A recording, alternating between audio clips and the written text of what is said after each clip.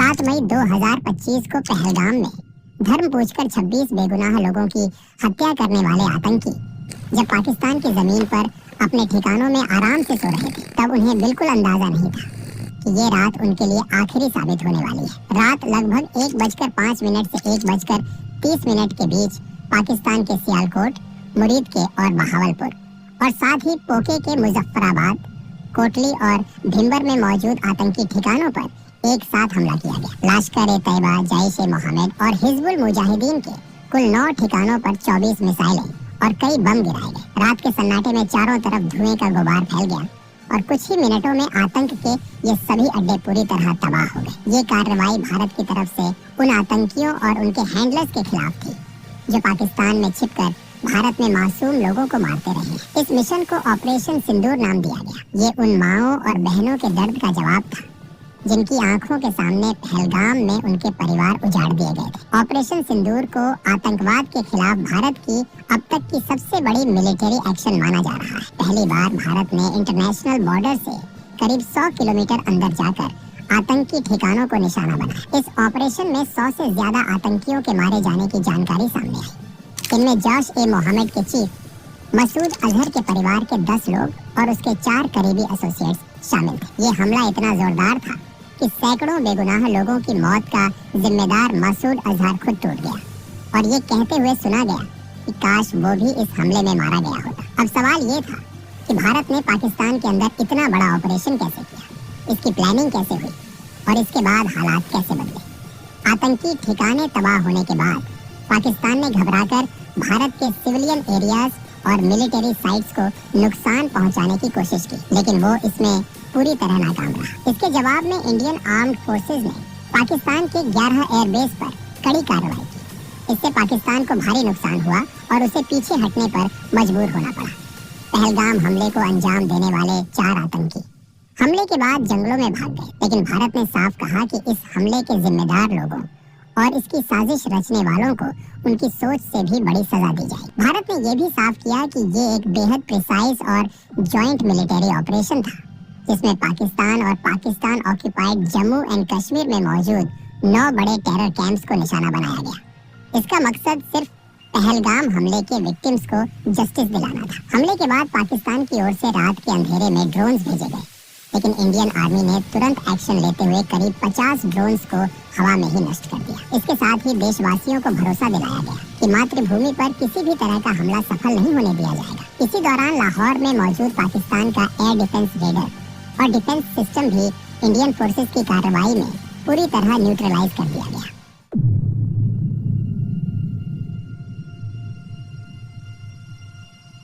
इस पूरी कहानी की शुरुआत 22 अप्रैल 2025 से होती है, जब पाकिस्तान के आतंकी संगठन लश्कर-ए-तैयबा से जुड़े उसके फ्रंट ग्रुप टीआरएफ के 5 से 6 आतंकियों ने पहलगाम की बैसरन घाटी को पूरी तरह दहशत में बदल दिया। आतंकियों ने वहां मौजूद लोगों को रोका, उनसे उनका धर्म पूछा और जैसे ही किसी ने खुद को हिंदू बताया, उसे गोली मार दी गई।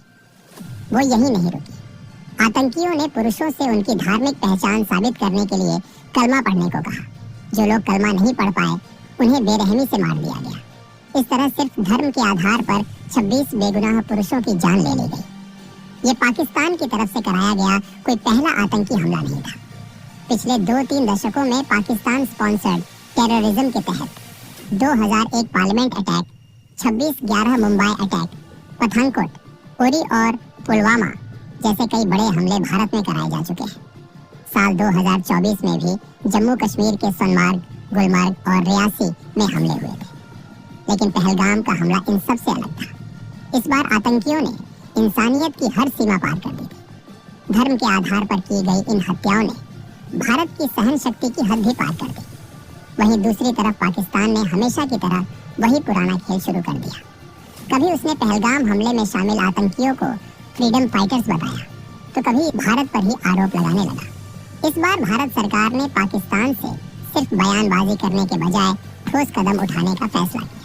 सबसे पहले डिप्लोमेटिक लेवल पर ऐसे फैसले लिए गए जो पहले कभी नहीं किए गए थे। भारत ने इंडस वाटर ट्रीटी को सस्पेंड कर दिया। पाकिस्तान की करीब 80% खेती योग्य जमीन इंडस रिवर और उसकी सहायक नदियों के पानी पर निर्भर है, जिसे वहां की लाइफलाइन माना जाता है।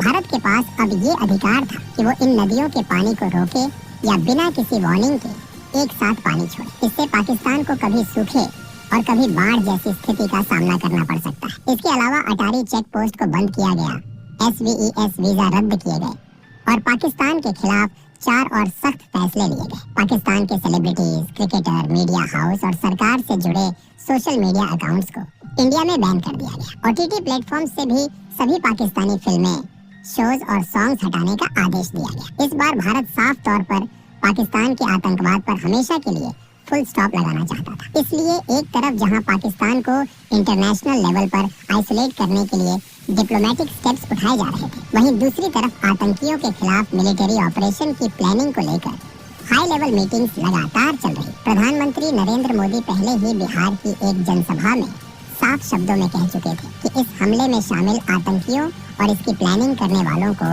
उनकी कल्पना से भी कहीं बड़ी सजा दी जाएगी। 2016 में पूरी सर्जिकल स्ट्राइक और 2019 में बालाकोट एयर स्ट्राइक के बाद पाकिस्तान को अच्छी तरह समझ आ चुका था कि भारत जरूरत पड़ने पर सैन्य कार्रवाई करने से पीछे नहीं हटता। इसी डर की वजह से पहलगाम हमले के बाद पाकिस्तान को आशंका थी कि इस बार भी भारत जवाबी कार्रवाई करेगा।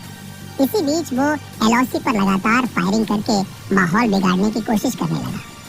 उसका मकसद साफ था, तनाव बढ़ाकर विदेशी ताकतों का ध्यान खींचना, ताकि न्यूक्लियर वॉर का डर दिखाकर भारत पर दबाव बनाया जा सके और उसे किसी कार्रवाई से रोका जा सके। लेकिन भारत ने इन चालों की परवाह नहीं की। पहलगाम हमले के बाद भारत पूरी गंभीरता से आतंकियों के खिलाफ एक बड़े ऑपरेशन की तैयारी में जुट चुका था। 19 अप्रैल को दिल्ली में एक हाई लेवल मीटिंग हुई। इस मीटिंग में प्रधानमंत्री नरेंद्र मोदी, रक्षा मंत्री Rajnath Singh, national security advisor Ajit Doval, chief of defence staff general Anil Chauhan और तीनों सेनाओं के प्रमुख मौजूद थे। इस बैठक में प्रधानमंत्री मोदी ने साफ कहा कि आतंकवाद को खत्म करने के लिए सेनाएं जो जरूरी समझें वो कदम उठाएं। उन्हें पूरी छूट दी गई। इसके बाद भारतीय सेनाओं ने फैसला किया कि पाकिस्तान और पाकिस्तान के कब्जे वाले जम्मू कश्मीर में मौजूद आतंकी ठिकानों पर एक बड़ी एयर स्ट्राइक की जाएगी। मकसद साफ था, उन ठिकानों को खत्म करना जहां बैठकर भारत पर हमलों की साजिश रची जाती थी और जहां आतंकियों को ट्रेनिंग दी जाती थी। इस काम में खुफिया एजेंसियां भी पूरी ताकत से जुट गई। रॉ और NATRO ने पाकिस्तान और POK में मौजूद आतंकी ठिकानों की रियल टाइम जानकारी जुटानी शुरू कर दी। हर एजेंसी, हर अफसर अपना सबसे अच्छा देने में लगा हुआ था। सभी के मन में एक ही बात, पहलगाम हमले के दोषियों और उनके अड्डों को खत्म करना। ऑपरेशन से जुड़ी कोई भी जानकारी बाहर न जाए, इसके लिए पूरी गोपनीयता बढ़ती जा रही। बहुत कम समय में रॉ और NATRO ने कुल 21 आतंकी ठिकानों की पूरी जानकारी इकट्ठा कर ली और ये इनपुट्स प्लानिंग टीम को दे दिए गए। इन 21 में से 9 सबसे अहम और खतरनाक ठिकानों को चुना गया। यही वो जगह थी जहां से पुलवामा, 26 नवंबर और पहलगाम जैसे बड़े हमलों की साजिश रची गई। इन 9 ठिकानों पर लगातार नजर रखी जाने लगी। उन्हें पूरी तरह सर्विलांस में रखा गया। NSA अजीत डोभाल ने इन 9 टारगेट्स को फाइनल किया और 5 मई तक पूरे ऑपरेशन का ब्लूप्रिंट तैयार कर लिया। इसके बाद उन्होंने प्रधानमंत्री मोदी से मिलकर ऑपरेशन की मंजूरी मांगी। प्रधानमंत्री मोदी ने बिना देर किए इन 9 आतंकी ठिकानों पर कार्रवाई की मंजूरी दे दी। पहलगाम में आतंकियों ने हिंदू महिलाओं का सुहाग उजाड़ा था। उसी दर्द और उसी इंसाफ की भावना से इस मिशन का नाम रखा गया, ऑपरेशन सिंदूर। ऑपरेशन शुरू करने से पहले हर छोटी बड़ी डिटेल को ध्यान से चेक किया गया। हर पॉसिबल रिस्क का पूरा असेसमेंट किया गया ताकि किसी भी तरह की मिस्टेक की कोई गुंजाइश न रहे। इस मिशन के लिए फाइटर जेट्स की एक मजबूत टीम बनाई गई। इसमें रफाल, मिराज और सुखोई MKI जैसे एडवांस्ड और लॉन्ग रेंज स्ट्राइक करने वाले फाइटर जेट्स शामिल थे। इन सभी एयरक्राफ्ट को इंडियन एयर स्पेस में रहकर ही ऑपरेशन करना था। रफाल और मिराज को फ्रंट लाइन पर रहकर अटैक एग्जीक्यूट करने की जिम्मेदारी दी गई, जबकि सुखोई MKI जेट्स को एयर डिफेंस कवर देना था ताकि अगर कोई खतरा सामने आए तो तुरंत उसे हैंडल किया जा सके। ऑपरेशन में हाई प्रिसिजन और लॉन्ग रेंज वेपन्स का इस्तेमाल होना था। इसमें एस्कैल्प, ब्रामोस और हैमर जैसे मॉडर्न वेपन्स शामिल थे। एस्कैल्प एक क्रूज मिसाइल है जो करीब 550 किलोमीटर दूर मौजूद टारगेट को पिन पॉइंट एक्यूरेसी के साथ डिस्ट्रॉय कर सकती है। यह बहुत लो एल्टीट्यूड पर उड़ती है जिससे एनिमी रेडर इसे डिटेक्ट नहीं कर पाते। ब्रामोस एक सुपरसोनिक क्रूज मिसाइल है जिसे इंडिया और रशिया ने मिलकर डेवलप किया है। इसे लैंड, सी या एयर किसी भी प्लेटफॉर्म से लॉन्च किया जा सकता है। इसकी स्पीड साउंड से करीब 3 गुना ज्यादा होती है और यह 500 किलोमीटर तक पहुंच जाती। इसके अलावा फ्रांस की टेक्नोलॉजी से बना हैमर बॉम्ब भी इस्तेमाल किया जाना था। यह बॉम्ब 250 से 1000 किलो तक का पेलोड ले जा सकता है और बिना जीपीएस सिग्नल के भी करीब 70 किलोमीटर दूर के टारगेट को पूरी तरह डिस्ट्रॉय कर सकता है। ऑपरेशन में स्पाइस 2000 बम का इस्तेमाल भी तय था। इस मिशन में कमिकाजे ड्रोन्स भी एक बहुत अहम रोल निभा रहे थे। ऑपरेशन से पहले ये ड्रोन्स एनिमी टेरिटोरी में घुसकर लगातार सर्वेलेंस कर रहे थे। इससे ऑपरेशन टीम को रियल टाइम और एक्यूरेट इनपुट्स मिल रहे थे ताकि किसी भी तरह की गलती न हो। इंडिया ने जिन 9 सबसे इम्पोर्टेंट टेररिस्ट टारगेट्स को चुना था, उनमें से 5 टारगेट पीओके में एलओसी से सिर्फ कुछ किलोमीटर की दूरी पर थे। बाकी 4 टारगेट्स पाकिस्तान के अंदर इंटरनेशनल बॉर्डर से 6 किलोमीटर से लेकर करीब 100 किलोमीटर तक भीतर मौजूद थे। इंडियन एयरफोर्स के साथ साथ इंडियन आर्मी और इंडियन नेवी को भी स्टैंड बाय पर रखा गया था ताकि ऑपरेशन के बाद अगर लैंड या सी पर कोई कॉन्फ्लिक्ट होता है तो तुरंत जवाब दिया जा सके। 6 और 7 मई की दरमियानी रात रफाल, सुखोई एमकेआई और मिराज फाइटर जेट्स मिसाइल्स और बॉम्ब से लैस होकर इंडियन बॉर्डर के अंदर ही अपने अपने टारगेट से सेफ डिस्टेंस पर पोजीशन ले चुके थे। रात का अंधेरा फैला हुआ था, चारों तरफ कंप्लीट साइलेंस थी। पीओके और पाकिस्तान में बैठे आतंकवादी जो कुछ दिन पहले इंडिया के मासूम लोगों की जान ले चुके थे, बेखबर होकर सो रहे थे। उन्हें बिल्कुल भी अंदाजा नहीं था कि यह रात उनके लिए आखिरी साबित होने वाली है। रात के 1 बजे के बाद जब चारों तरफ पूरी तरह सन्नाटा था, उसी वक्त भारत की तरफ से पहला हमला शुरू हुआ। सबसे पहले पीओके की राजधानी मुजफ्फराबाद में मौजूद लश्कर-ए-तैयबा के सवाई नला ट्रेनिंग कैंप को निशाना बनाया गया। यही वो जगह थी जहां ट्रेनिंग लेकर आए आतंकियों ने 2024 में सोनमर्ग और गुलमर्ग में और 22 अप्रैल 2025 को पहलगाम में भारत के निर्दोष लोगों की जान ली। जैसे ही सर्वेलेंस ड्रोन से ग्रीन सिग्नल मिला, इंडियन फाइटर जेट्स ने मिसाइल्स और बॉम्ब्स दागने शुरू कर दी। कुछ ही सेकंड में सवाई नाला कैंप की इमारतें आग के गोले में बदल गईं। चारों तरफ तेज धमाकों की आवाज गूंज उठी और आसमान काले धुएं से भर गया। कई आतंकवादी वहीं मारे गए और जो बचने की कोशिश कर रहे थे वे गिरती इमारतों के मलबे में दब गए। इसके बाद अगला टारगेट पीओके के मुजफ्फराबाद में ही एलओसी से करीब 15 किलोमीटर दूर मौजूद जैश-ए-मोहम्मद का सैयदना बिलाल कैंप था। ये जैश का रहने का और ट्रेनिंग एरिया था जहां नए रिक्रूट्स को हथियार चलाना, एक्सप्लोसिव्स बनाना और फिडाइन अटैक्स की ट्रेनिंग दी जाती थी। तीसरा टारगेट एलओसी से करीब 30 किलोमीटर दूर पीओके के कोतली इलाके में मौजूद लश्कर-ए-तैयबा का गुलपुर कैंप था। इन दोनों कैंप्स पर भी हमला कर दिया गया। इसी कैंप से ट्रेनिंग लेकर आए आतंकियों ने अप्रैल 2023 और जून 2024 में पुंछ में तीर्थ यात्रियों से भरी बसों पर हमला किया था। सैयदना बिलाल कैंप और गुलपुर कैंप पर मिसाइल्स और बॉम्ब्स की लगातार बारिश होने लगी। इस पूरे वक्त प्रधानमंत्री नरेंद्र मोदी लगातार एनएसए अजित डोभाल के संपर्क में थे और ऑपरेशन की हर अपडेट ले रहे थे। इसके बाद इंडियन फाइटर जेट्स का अगला निशाना भीमबर इलाके में लश्कर-ए-तैयबा का बरनाला कैंप और कोतली में जैश-ए-मोहम्मद का अब्बास कैंप बना। बरनाला कैंप में लश्कर अपने आतंकियों को हथियार चलाने, फेक आईडीज बनाने और जंगल में सर्वाइव करने की ट्रेनिंग देता था। वहीं अब्बास कैंप, जिसकी कैपेसिटी करीब 15 टेररिस्ट की थी, वहां जैश-ए-मोहम्मद फिदायीन तैयार करता था। जैसे ही फाइनल क्लियरेंस मिला, एक के बाद एक कई मिसाइल्स आसमान से गिरी और दोनों आतंकी ठिकाने पूरी तरह तबाह हो गए। उसी दौरान Indian fighter jets Indian air space में रहते हुए पाकिस्तान के अंदर भी जैश-ए-मोहम्मद, लश्कर-ए-तैयबा और हिजबुल मुजाहिदीन के कई ठिकानों को निशाना बना रहे थे। ऑपरेशन पूरी प्लानिंग, स्पीड और एक्यूरेसी के साथ अपने अगले फेज की ओर बढ़ चुका था। पाकिस्तान के अंदर भारत का पहला टारगेट सियालकोट में मौजूद जैश-ए-मोहम्मद का सरजाल कैंप था। इसी कैंप में मार्च 2025 में जम्मू कश्मीर में 4 इंडियन सोल्जर्स की हत्या में शामिल आतंकियों को तैयार किया गया था। इसी इलाके में हिजबुल मुजाहिदीन का महमूना जोया कैंप भी मौजूद था, जहां पठानकोट एयरबेस अटैक की प्लानिंग की गई। इंडियन एयर स्पेस में रहते हुए फाइटर जेट्स ने सियालकोट के इन दोनों टेरर कैंप्स पर मिसाइल्स और बॉम्ब्स दागे। हथियार अपने तय किए गए टारगेट्स पर जाकर इतने जोर से फटे कि कुछ ही पलों में दोनों कैंप्स मलबे में बदल गए। इसके बाद इंडियन फाइटर जेट्स ने बॉर्डर से करीब 18 से 25 किलोमीटर दूर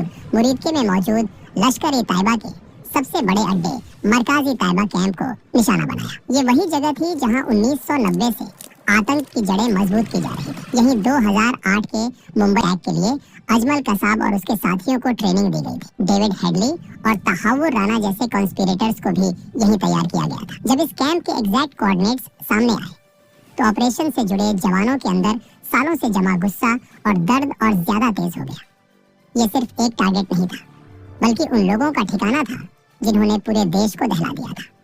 बिना समय गवाए मिसाइल्स और बॉम्ब्स ने पाकिस्तान एयर डिफेंस रेडर से बचते हुए मरकाजी तैयबा पर हमला किया। जोरदार धमाकों से जमीन कांप उठी, आसमान गूंज गया और कुछ ही पलों में आतंक का यह किला पूरी तरह ढह गया।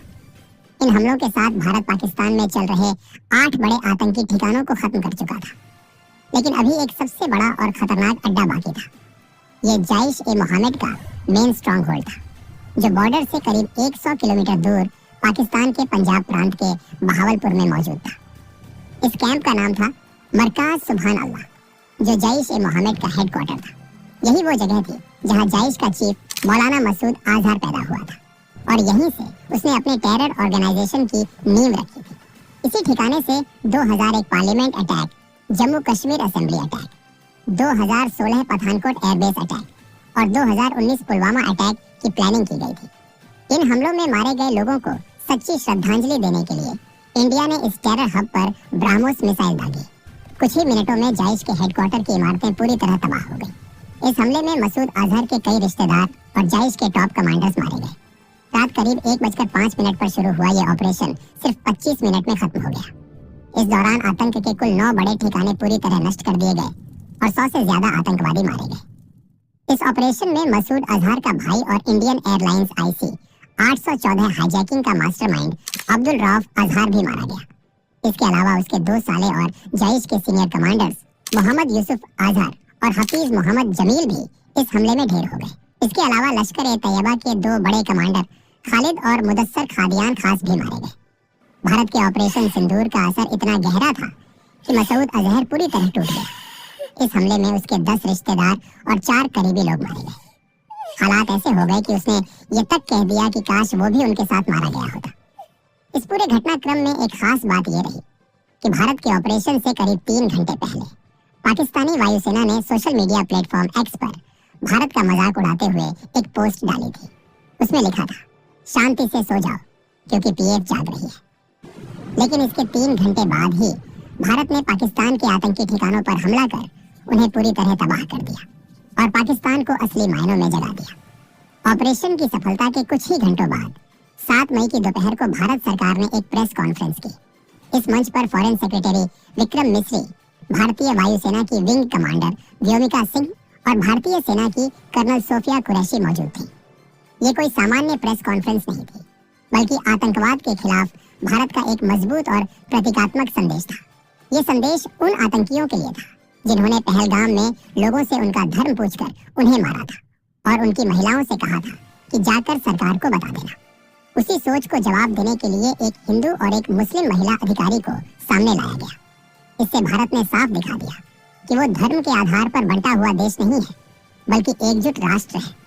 कर्नल सोफिया कुरैशी और विंग कमांडर व्योमिका सिंह ने लाइव वीडियो सबूतों के साथ बताया कि भारत ने ऑपरेशन सिंदूर के तहत POK में 5 और पाकिस्तान में 4 आतंकी ठिकानों को निशाना बनाया और सभी को पूरी तरह नष्ट कर दिया। ऑपरेशन के तुरंत बाद विदेश मंत्री S जयशंकर और राष्ट्रीय सुरक्षा सलाहकार अजित डोभाल ने अमेरिका, ब्रिटेन, रूस, सऊदी अरब और UAE जैसे देशों को इस कार्रवाई की जानकारी दी।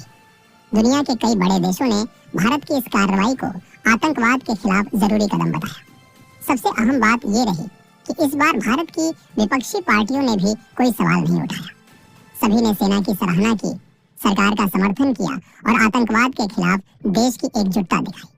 इसके बाद पाकिस्तान के रक्षा मंत्री ख्वाजा आसिफ ने बयान दिया कि अगर भारत हमले रोक देता है तो पाकिस्तान भी कोई जवाबी कार्रवाई नहीं करेगा। लेकिन उनकी बातों के उलट पाकिस्तानी सेना लगातार LOC पर भारत के रिहायशी इलाकों को निशाना बना रही थी। पाकिस्तान की ओर से सबसे ज्यादा गोलीबारी पुंछ इलाके में हुई।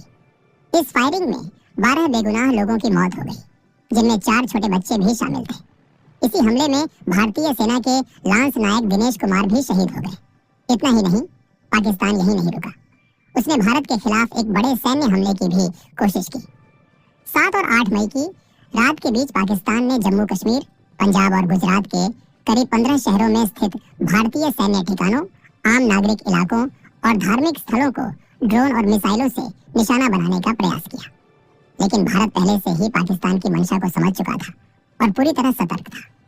जैसे ही ये ड्रोन और मिसाइल भारतीय हवाई सीमा में घुसे, भारत की मजबूत और कई स्तरों वाली वायु रक्षा प्रणाली ने उन्हें आसमान में ही नष्ट कर दिया। पाकिस्तान की यह साजिश पूरी तरह नाकाम हो गई। भारत ने पाकिस्तान को बता दिया कि वो अपने सुरक्षा से कभी समझौता नहीं करता। अगर कोई देश या संगठन भारत की ओर आंख उठाकर देखेगा तो उसका जवाब उसी भाषा में दिया जाएगा।